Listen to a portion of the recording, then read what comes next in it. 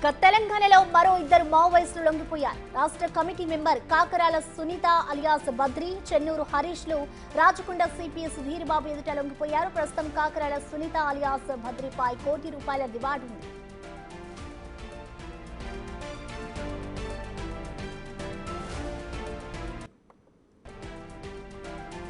తెలంగాణలో మరో ఇద్దరు మావోయిస్టులు లొంగిపోయారు. రాష్ట్ర committee member Kakarala Sunitha alias Badri, Chennuru హరీష్లు రాచకొండ సిపి సుధీర్ బాబు ఎదుట లొంగిపోయారు. ప్రస్తుతం కాకరాల సునీత అలియాస్ బద్రిపై ₹1 కోటి రివార్డు ఉంది.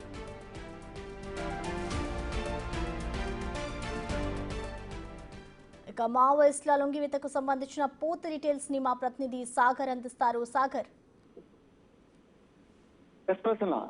ఇద్దరు కేంద్ర కమిటీ మావోయిస్టు కీలక సభ్యులు ఈ రోజు రాచకొండ సిపి సుధీర్ బాబు ముందు లొంగిపోయిన పరిస్థితి. అయితే ఇప్పటికే వీరికి సంబంధించినటువంటి రివార్డు, వీరిపైన భారీ రివార్డులు ఉన్న నేపథ్యంలో సునీత అలియాస్ బద్రికి ₹20 లక్షల వాళ్ళు అందించారు పోలీసులు.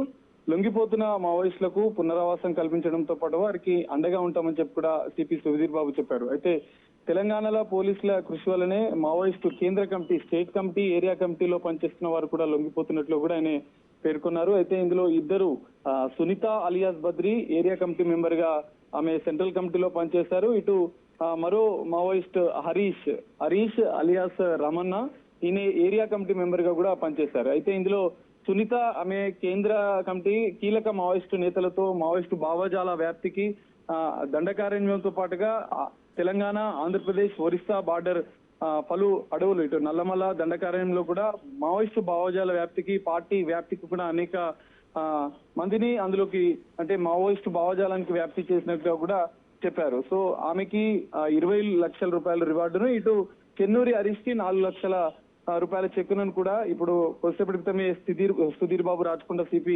అందజేశారు. ఈమె పార్టీ బలోపేతానికి గురి చేయడంతో పాటుగా జనరల్ గా 40 ఏండ్ల పార్టీ ప్రస్థానంలో కూడా ఆమె అనేక 5 కీలక ఎన్కౌంటర్లలో కూడా ఆమె పాల్గొన్నట్లుగా కూడా చెప్పారు. అయితే కాకరాల సునీత అలియాస్ బద్రి దాదాపు 40 ఏళ్లు దండకార్యంలో పనిచేస్తారు. వారి తండ్రి ప్రముఖ నటుడు, సినీ నటుడు, రచయిత, విప్లవోద్యమ నాయకుడు, విప్లవ రచయితల సంఘంలో పనిచేసినటువంటి కాకరాల సత్యనారాయణ. వారి ఇంటికి తరచుగా గద్దర్, వరవర్రావులు వచ్చిన నేపథ్యంలో ఆమె కొంత రాడికల్ స్టూడెంట్ యూనియన్ లో కూడా పనిచేసిన నేపథ్యంలో ఆకర్షితురాలై మావోయిస్టు పార్టీలో చేరినట్లుగా కూడా, పీపుల్స్ వారికి ఆకర్షితురాలై పార్టీలో చేరినట్లుగా కూడా చెప్పారు. కీలక మావోయిస్టు ఎన్కౌంటర్లలో కూడా ఆమె పనిచేశారు. చలం, కీలక మావోయిస్టు నేత చలంకి విజయవాడ కమిటీ, ఆర్గనైజర్ కమిటీగా పనిచేసే సందర్భంలో పరిచయం ఏర్పడింది.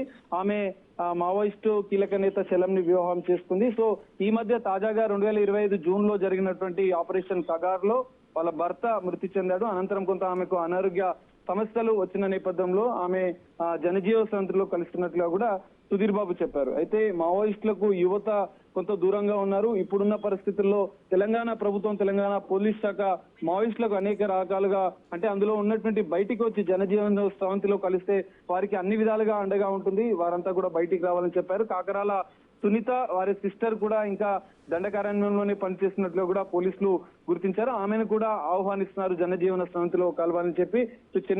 చెన్నూరి హరీష్ కు కూడా ₹4 లక్షల ఆయనకు అందజేశారు. సో ఆయన కూడా ఏరియా కమిటీ, స్టేట్ కమిటీలలో కీలకంగా పనిచేసినట్లుగా కూడా చెప్పారు. అయితే వీరిద్దరు జనజీవన సమితిలో కలవడం కొంత శుభ పరిణామంగా కూడా పోలీస్ శాఖ చెప్తున్నారు. ఇంకా మరికొంతమంది ఎవరున్నా కూడా మావోయిస్టు పార్టీ నుంచి జనజీవన సమితిలో కలవండి, తెలంగాణ ప్రభుత్వం, తెలంగాణ పోలీస్ శాఖ వారికి అండగా ఉంటుంది, అన్ని రకాలుగా అండగా ఉంటుంది అని చెప్పి ఇటు సుధీర్ బాబు కూడా పేర్కొన్న పరిస్థితి కనిపిస్తుంది. ప్రసన్న.